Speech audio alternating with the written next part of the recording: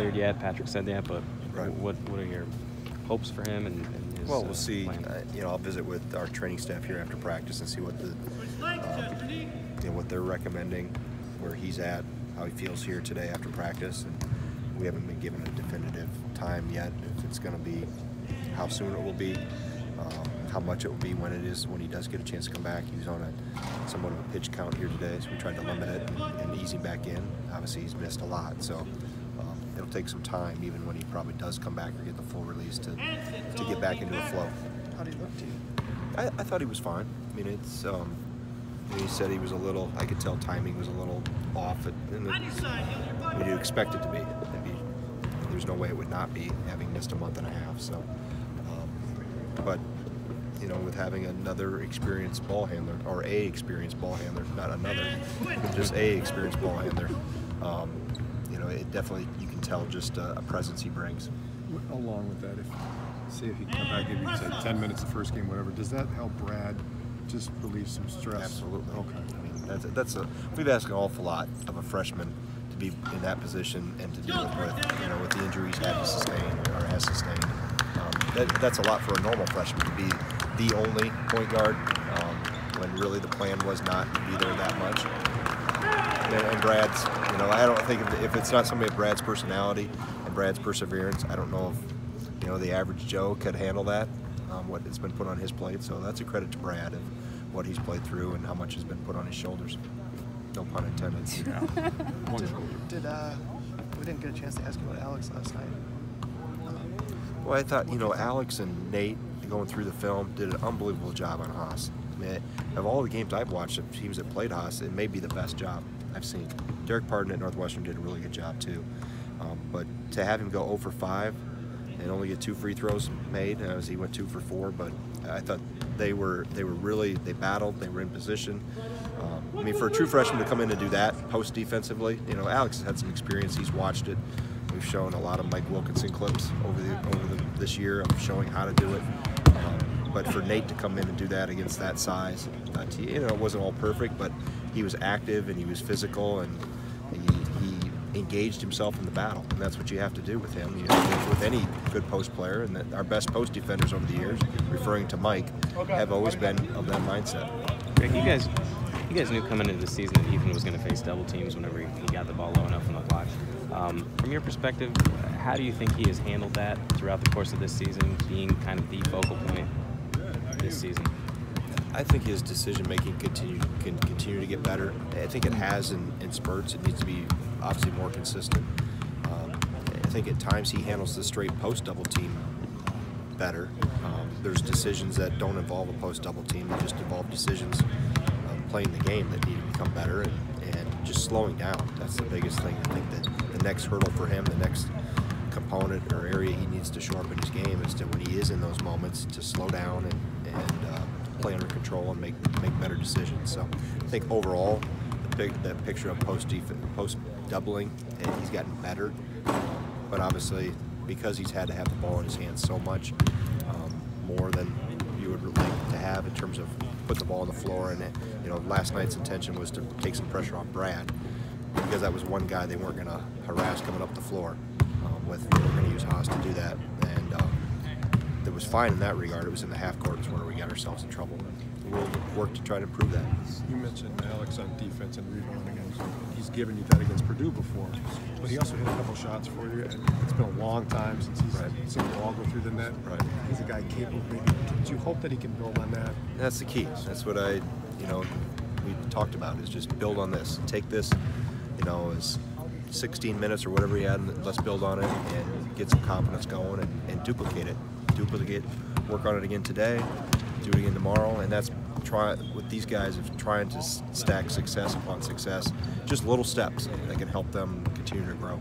You mentioned some things that Ethan can do a little bit better given the double teams, but he's been asked to do a lot in a lot of different ways for this team. Are there areas to you where he looks more improved this year compared to last year? I think overall he's gotten better. I mean, obviously he's seen so much more. He's got a new surrounding cast. Everybody knows about that. He's had to adjust to that. He's had to adjust to a new role in the locker room. He's had to adjust to getting even more attention from defenses. So he's had to play more minutes. sometimes because of how we've had to adjust on the perimeter a little bit and use some guys in different positions. He's maybe played more minutes than you would ideally like to have. So I think by and large he's taken a step forward. Now it's a matter of specifically the turnover component. Can he improve that? Can he become more consistent with the free throw line and do some of those things and add another piece to his game? What kind of talks have you had with Brad about how long you think he's going to be able to keep up with his shoulder? I really don't talk too much with him. It's more through our medical staff, and they keep me up to date of where he's at. We're just trying to do the best we can with it. He's under their care, so I don't really have control of that other than they tell me when he can go and when he can't go, when he needs a break, and where we're at. So we refer all that stuff to Henry and our doctors. I know you touched on it a little bit, but I apologize because it was the back of the head. If Trice comes back on Friday, what would he bring to the team? Well, obviously it's an experienced player. We don't have a lot of experience we've had to draw on or can draw on this year, so it's a guy that's been in some situations before, a ball handling guard that we've been a little short on those. So he won't be the same for a while. We understand that. It's going to take it if he doesn't go back. It'll take him a little while to get back into some of the things and get back into a field. But it's good to have him back. The guys are glad to have him back, and it's hard to sit out and watch. The guys come here to want to be a part of the team and be on the floor. So the last month and a half, having him not out here, is we've had to adjust to it. It's perfect. Came up right by your shoulder. Yeah. Greg, one more question. Are Brevin's shooting struggles baffling to you to some degree? Well, I think eventually, as you get more samples, shooters eventually shoot their way back to where they are capable of. He's a good shooter. The biggest thing with him is stay aggressive. Keep shooting. As long as it's good shots, we evaluate and grade every possession. And I thought last night he had some really good looks. There was one in front of our bench he took that probably shouldn't have taken off a little handoff in transition where they had guarded it pretty well, and it was maybe too quick in terms of where we were at that point in time. By and large, I thought the threes he took were good looks and none that I would tell him not to take. As a shooter, you have to have a short memory. You got to forget about the misses. So he's got to forget all about 1 for 7, move on, and the next 6 are going to go in. That's how you have to think. So you can't get caught up into what your numbers are. Like I said, as long as he's preparing and continuing to work on it, it'll eventually work itself out. Is there anything that you do at practice differently than maybe a few weeks ago to try and kind of speed that process along of getting those shots back? With Trice? No, just overall with the team. With what? With shots back? With getting... Well, we go through our routine every day. I mean, it's a different routine every day depending on where we are. The day before a game, it's a little different than if it's 2 days before. If it's 4 days before, we have a little more of a break. It may be different. We do different shooting things. Sometimes it's off the move. Sometimes it's stationary. Combination of both. Game day shoot-arounds are a little different too. So they get plenty of work in that, and then obviously they put a lot of time in on their own, which good shooters have to. We don't get enough reps in practice. The best ones always want to get another 100, 200, a couple times a week. Greg, when it comes to playing the freshmen, true freshmen, redshirt freshmen, what have you seen just in years past from those that have played, in their first or their second year, and what do you see out of this year's group with, Nate and Aleem and Brad when it comes to how they've progressed and maybe not being freshmen anymore, even though they're freshmen in name? Well, I think the experience to go through can be hard. I think they've all found it to be very hard. They think it's great to play as a freshman, obviously, but understand that that's you're playing against a lot of older guys, a lot more experience, and it's maybe not as easy as they perceived it to be.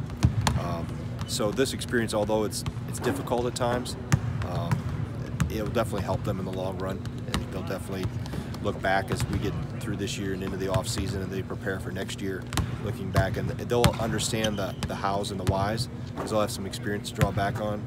This is why we need to lift weights. This is why we condition the way we do. This is why we need to spend more time in the gym. They've had some personal experience to draw back on, and I think they've all done a good job of trying to stay in that understanding that we've got a lot to learn, and they've continued to be eager, and they have a lot more questions than answers, so that's always a good thing, that they're always trying to get better and looking to improve. And as long as you stay hungry and stay that mindset, you'll continue to grow.